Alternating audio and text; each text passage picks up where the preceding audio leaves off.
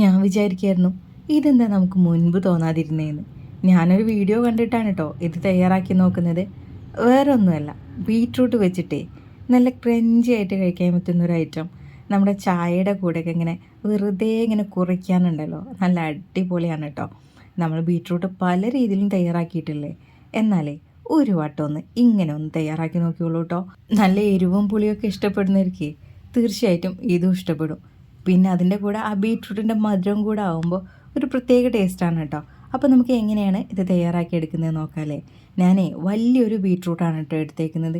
അത് നമ്മൾ ഇതുപോലെ നീളത്തിൽ അങ്ങ് കട്ട് ചെയ്തെടുക്കുക കേട്ടോ. കട്ട് ചെയ്യുമ്പോൾ മാക്സിമം നമുക്ക് ചെറുതാക്കി എടുക്കാൻ പറ്റുന്നുണ്ടെങ്കിൽ അങ്ങനെ തന്നെ നിങ്ങൾ ചെയ്തെടുക്കുക കേട്ടോ. എന്നാലാണ് ഇത് നമുക്ക് നല്ല ക്രിസ്പി ആയിട്ട് കിട്ടുകയുള്ളൂ. ഇനി ഞാൻ ഇതൊരു ബൗളിലേക്ക് മാറ്റി കൊടുക്കുന്നുണ്ട്. ഇനി നമുക്കിതിലേക്ക് ഒരു 1/4 കപ്പ് കടലമാവ് ചേർത്ത് കൊടുക്കാം. കൂടെ തന്നെ ഒരു 1/4 കപ്പ് അരിപ്പൊടി കൂടെ ചേർത്ത് കൊടുക്കുന്നുണ്ട് കേട്ടോ.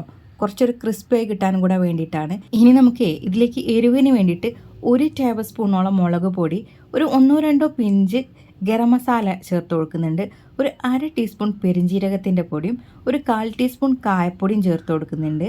ഇതിലേക്ക് ആവശ്യത്തിനുള്ള ഉപ്പ് കൂടെ ചേർത്ത് കൊടുക്കുക കേട്ടോ. ഇനി നമുക്കിതിലേക്ക് കറിവേപ്പില വേണം. ഞാനത് ഇതുപോലെ പിച്ചി അങ്ങ് ഇട്ട് കൊടുക്കുകയാണേ. അത് വേറൊന്നിനും വേണ്ടിയിട്ടല്ല, നമ്മുടെ കറിവേപ്പിലയുടെ ആ രുചി ഉണ്ടല്ലോ, അത് നല്ല പോലെ ഇതിലേക്ക് ഇറങ്ങി വരാൻ കൂടെ വേണ്ടിയിട്ടാണ് കേട്ടോ. ഇനി ആദ്യം നമ്മളിതെല്ലാം കൂടെ ഒന്ന് കൈ വെച്ചിട്ട് നന്നായിട്ടൊന്ന് മിക്സ് ചെയ്തെടുക്കുക. മിക്സ് ചെയ്തെടുത്തതിന് ശേഷം നമുക്കിതിലേക്ക് വെള്ളം ഒഴിച്ചിട്ടൊന്ന് ഇത് കുഴച്ചെടുക്കണം. വെള്ളം ഒഴിക്കുമ്പോഴേ പ്രത്യേകം ശ്രദ്ധിക്കുക, ഒരുപാട് വെള്ളം ഒഴിക്കേണ്ട ആവശ്യമില്ല. ഒരു 2-3 ടേബിൾ സ്പൂൺ മാത്രം മതിയാവും കേട്ടോ. അപ്പോഴേക്കും ഇത് നല്ലപോലെ കോട്ടിംഗ് ആയി വന്നോളും. ഒരുപാട് ഒഴിച്ചാൽ പിന്നെ ഇതിലേക്ക് പിടിച്ച് നിൽക്കില്ല, അത് ഞാൻ പ്രത്യേകം പറയാണ് കേട്ടോ. അപ്പോൾ അത്രമാത്രം വെള്ളം ഒഴിച്ചിട്ട് മാത്രം നിങ്ങൾ ഇത് കുഴച്ചെടുക്കുക. അപ്പോൾ നമ്മളിതിലേക്ക് വെള്ളം ചേർക്കുന്ന സമയത്തേ 1 ടേബിൾ സ്പൂൺ 2 ടേബിൾ സ്പൂൺ എന്ന വിധത്തിൽ അങ്ങ് ചേർത്ത് കൊടുത്താൽ മതി. അപ്പം ഏറിപ്പോവത്തില്ലല്ലോ. എന്നിട്ട് ചൂടായ എണ്ണയിലേക്ക് ഇങ്ങനെ പെറുക്കി ഇടുക കേട്ടോ. ഇത് നമ്മൾ കൂട്ടി പിടിച്ചിടുകയാണെങ്കിൽ അത് ഒട്ടിപ്പിടിക്കും. അതുകൊണ്ട് നമ്മൾ ഓരോന്ന് വിധം ഇടുകയാണെങ്കിൽ നമുക്ക് അങ്ങനെ തന്നെ ഇത് കിട്ടും. എന്നിട്ട് അവസാനം നമ്മളിതിലേക്ക് കുറച്ച് കറിവേപ്പിലും കൂടെ ചേർത്തിട്ട് നമ്മൾ ക്രിസ്പി ആക്കി എടുത്തിട്ടാണ് കേട്ടോ ഇത് ഫ്രൈ ചെയ്തെടുക്കുന്നത്. അപ്പോൾ നമ്മൾ ആദ്യം ഇടുന്ന സമയത്ത് ഹൈ ഫ്ലെയിമിൽ കിടന്നോട്ടെ, പിന്നെ മീഡിയം ഫ്ലെയിമിലിട്ടിട്ട് വേണം നമ്മളിത് ഫ്രൈ ചെയ്തെടുക്കാനായിട്ട്. മീഡിയം ടു ലോ ഫ്ലെയിമിലേക്ക് മാറ്റേണ്ടി വരും കേട്ടോ. എന്നിട്ട് നല്ല പോലെ ക്രഞ്ചി ആകുന്ന രീതിയിൽ അങ്ങ് ഇത് വറുത്ത് കോരി എടുക്കുക. അങ്ങനെയാണ് കേട്ടോ നമ്മളിത് ചെയ്തെടുക്കുന്നത്.